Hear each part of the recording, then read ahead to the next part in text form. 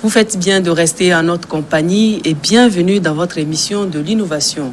Ce numéro est consacré à un antivol ambitieux avec lequel ses promoteurs espèrent rompre définitivement le cycle de vol d'engins à 2 roues de plus en plus persistant dans certaines villes africaines. Shorky est un dispositif électronique placé sur les engins et qui les protégerait à 100% contre les vols. Cette clé innovante a notamment été classée premier projet au Salon des technologies et de l'innovation de Lomé en 2018. C'est une démonstration qui va certainement rassurer ceux qui ont la phobie de se faire voler leur engin à 2 roues. La Shorky clé sûre, qui est une pochette électronique, serait la solution idéale qui protège à 100% contre les vols de moto. Donc pour l'utiliser, c'est simple. On utilise la clé comme cela s'utilise normalement sur toutes les motos. On tourne pour pouvoir démarrer. Mais vous allez constater que en tournant, nous n'arrivons plus à démarrer. Nous ne démarrons pas, ça ne prend pas. Donc la moto réclame quelque chose. C'est en ce moment que nous allons présenter notre badge. Et vous pouvez aussi constater qu'il y a une lumière rouge qui est là. Quand on tourne notre clé, voilà, la lumière rouge s'allume et on peut présenter notre badge, notre petite disquette. Et là, ça devient bleu. En ce moment, nous pouvons démarrer notre moto. Donc c'est cette sécurité supplémentaire que nous avons ajoutée à notre moto en tant que Shorky. Si un voleur vient avec une clé mute qui plonge dans votre serrure, il peut arriver juste à tourner. S'il arrive à tourner, la moto ne peut pas démarrer. La moto ne démarre pas. Donc sans la présentation de notre disquette, la moto ne démarre toujours pas. C'est à la suite d'une histoire réelle que nous avons vécue, moi et un ami. On était sur le campus universitaire de Lomé lors des foires universitaires. Il sonnait 15 heures comme ça. On est allé sur le campus pour voir l'ambiance.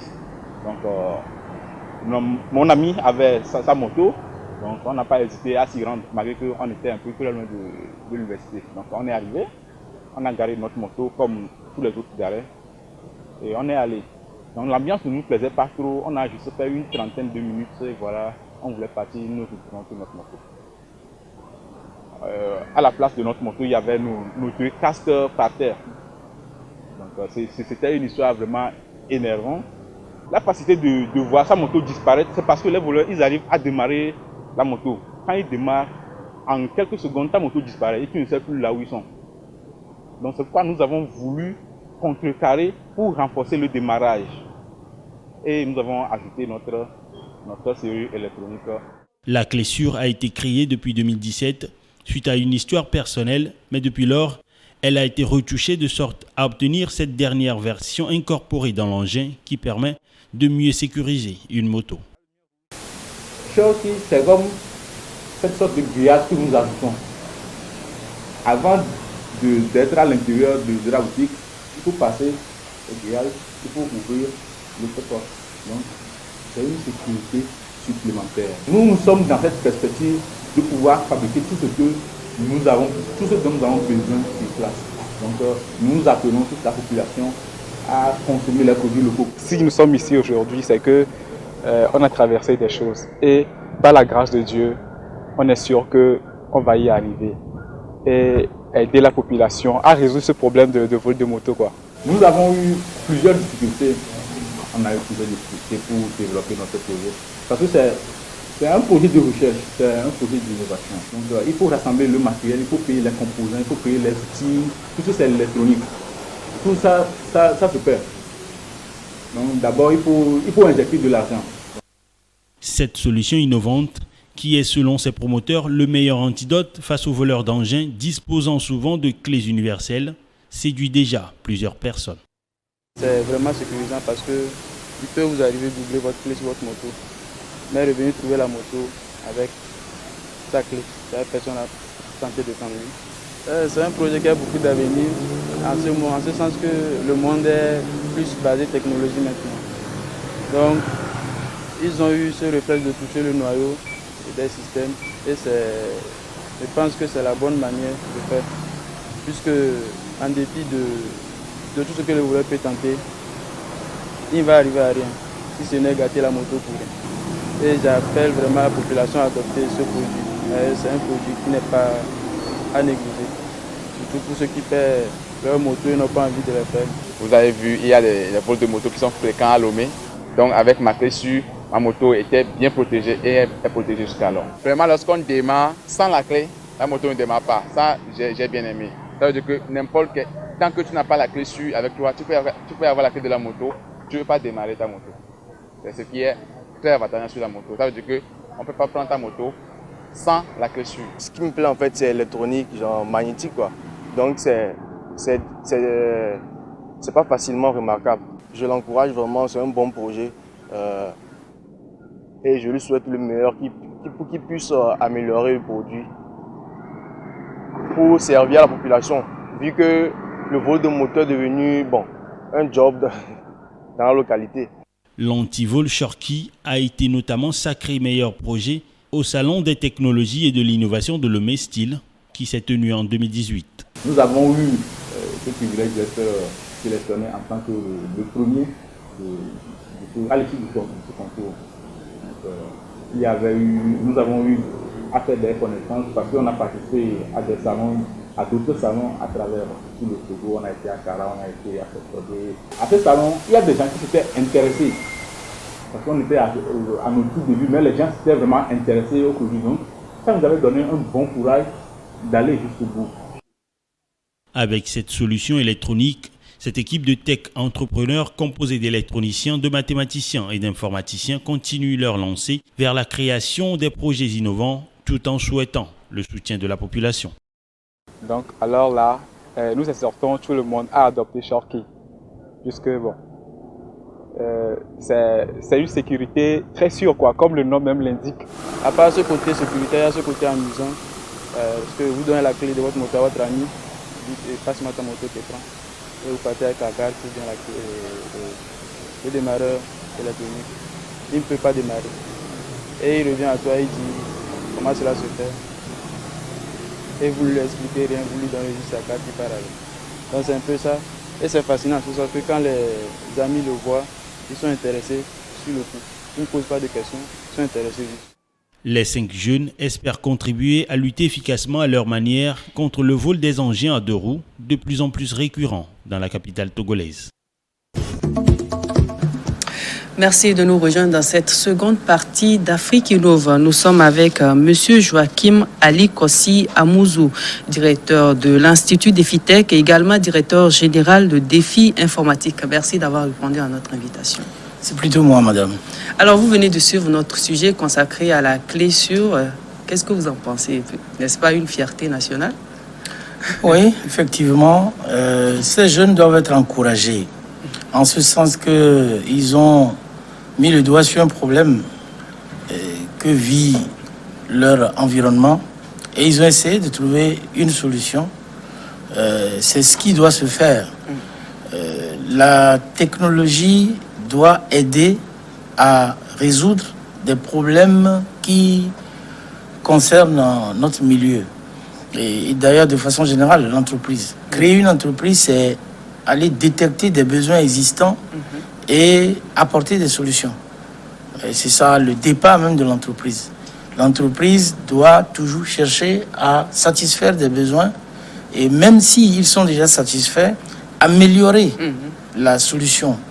Et c'est en cela qu'il y a une foultitude de solutions aujourd'hui, de possibilités de création d'entreprises dans notre zone. Et nous devons encourager la jeunesse à embrasser la création d'entreprises. Parce que c'est une solution au chômage, c'est une solution à la lutte contre la pauvreté. Et malheureusement, dans nos milieux, les jeunes sont frileux. Ils ont peur, dès qu'ils entendent le mot entreprise, entrepreneuriat, ils disent « Ah, nos parents sont pauvres, ils n'ont pas d'argent, nous on n'a rien ». Il y a aujourd'hui possibilité de créer des entreprises avec 0 franc. Sur le net, par exemple. Vous avez juste un petit smartphone, vous pouvez gagner votre vie avec.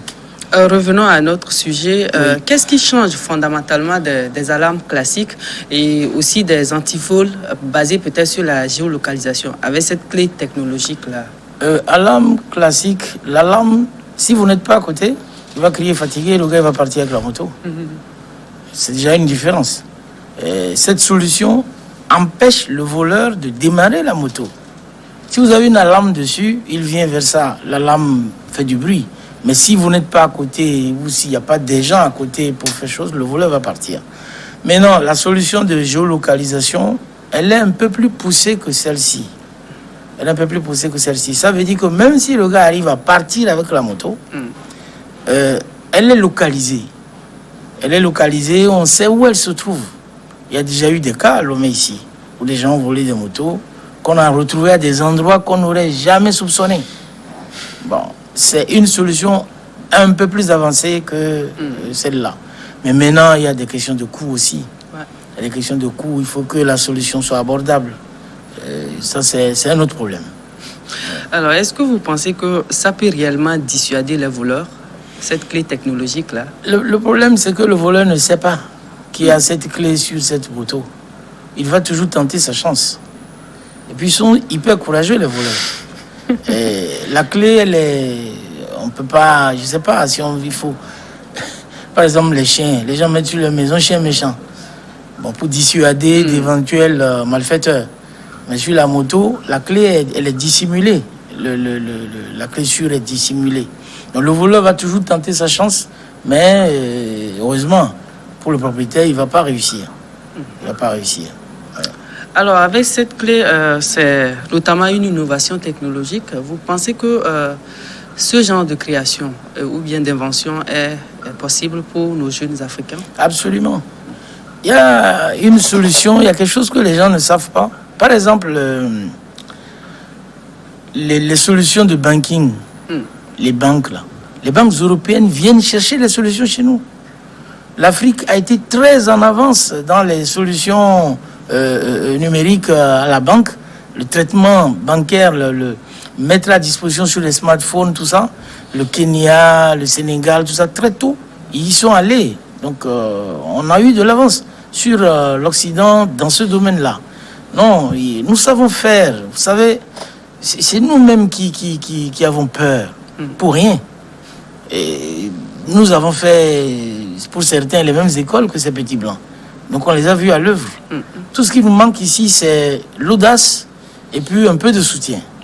La détermination aussi. Oui, la détermination, l'audace, envie d'aller de l'avant et d'arrêter de craindre. Parce que la technologie aujourd'hui, elle se démocratise.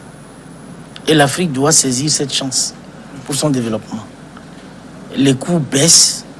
Et avec Internet aujourd'hui, vous pouvez depuis votre chambre étudier, apprendre à faire certaines choses. Il y a eu un Togolais ici qui a fait des imprimantes choses. Il paraît qu'il s'est formé 3D, il s'est formé tout seul depuis sa chambre. Donc il y a aujourd'hui des possibilités. Et nous devons encourager la jeunesse à y aller. Alors, après cette étape de création, quelles sont les dispositions à prendre pour protéger cette création ou bien cette innovation-là? Toutes les innovations devraient être protégées, mais généralement, nous ne le savons pas. Déjà, au niveau local, il y a, je crois, l'INPIT, Institut national de protection intellectuelle du Togo. Et au niveau de l'Afrique, il y a l'OAPI, Organisation africaine de protection intellectuelle. Donc lorsque vous avez une innovation comme ça, il faut chercher à la protéger. C'est vrai, ça coûte un peu cher, mais dans votre demande de financement, il faut y penser pour pouvoir en même temps financer la protection. Bon, ici, les gens parlent souvent de Butodra. Butodra, c'est pour protéger les innovations dans la musique. Artistique. Dans la musique. Pour l'innovation intellectuelle, il y a l'INPIT ici, il y a l'OAPI pour l'Afrique. Et nous devons aussi chercher à protéger notre rue vers l'Occident. Et vers l'Occident, il y a des institutions qui existent pour la protection. Si demain nous envisageons de nous développer vers le monde entier, il faudrait très tôt protéger nos inventions. Sinon, on aura travaillé pour rien. Oui. Merci, M. Amouzou. Je pense que nous sommes pratiquement à la fin. Est-ce que vous avez un conseil à l'endroit des jeunes créateurs, entrepreneurs, dans ce sens?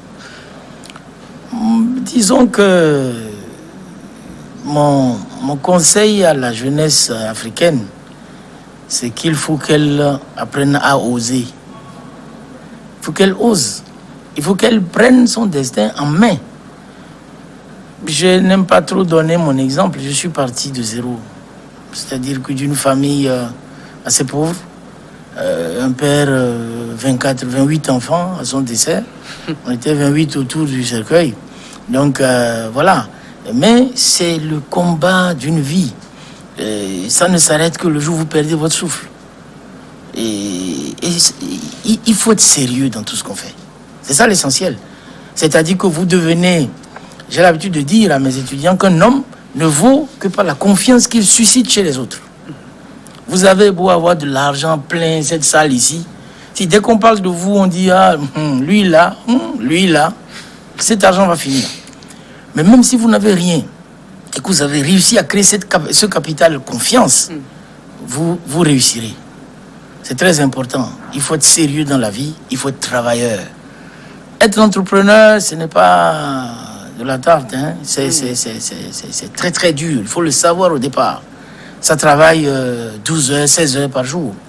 Et en plus de ça, il faut arriver à concilier la vie familiale avec la vie entrepreneuriale. Ce n'est pas si aisé que ça. Mais ça se fait. Il y a beaucoup de gens qui ont réussi. On nous dit que dans la vie, il y a 3 façons de faire qui marchent toujours dans n'importe quel domaine. La première chose, c'est qu'il faut être un bon sceptique. Être un bon sceptique, c'est ne pas croire en la chose, mais y aller. Tester la chose. Le mauvais sceptique dit tout de suite, non, ça là, c'est mauvais. Alors ce que je dis à tout le monde, n'importe quel domaine où vous voulez aller, il faut étudier, il faut se former. Grâce à Internet aujourd'hui, on peut approfondir tous les domaines où on veut aller. Deuxième chose, dans tous les domaines, il y a toujours des méthodes meilleures que d'autres. Et il ne faut pas se casser la tête. Il y a des gens qui sont déjà passés par là. Mais il faut aller les chercher. Quelle méthode ils ont utilisée pour réussir autant? S'inspirer. S'inspirer. Il ne faut pas réinventer la roue. Et puis troisième chose, il y a ce qu'on appelle la loi de Pareto. C'est la loi 80-20. Ça, c'est important à connaître. La loi 80-20 dit que tout ce qui arrive, 80% des choses qui arrivent sont dues à 20% de causes. C'est important à savoir. Par exemple, vous avez un business, vous devez savoir, généralement, 80% de vos résultats sont faits par 20% de vos clients. Ça veut dire que vous avez 80% de clients qui sont entre griffes des emmerdeurs. Il faut aller regarder dedans et faire un peu de ménage. Et les 20% qui sont bons, savoir comment les entretenir et aussi rechercher des clients de qui ont cette caractéristique-là. Donc, avec ces 3 choses, dans n'importe quel domaine, si vous les appliquez, vous avancez. Vous avancez. Donc, moi, j'ai introduit au niveau de mon école l'entrepreneuriat, le développement personnel et l'éducation financière que nous avons commencé à donner depuis 3 ans en classe directement. Mais là, je compte passer sur le net pour faire profiter à beaucoup de gens cette possibilité. Merci à vous. Merci madame, c'est plutôt moi. Mesdames et messieurs, c'est déjà la fin de votre émission. Merci à vous de l'avoir suivi et à très bientôt pour un nouveau numéro d'Afrique Innove.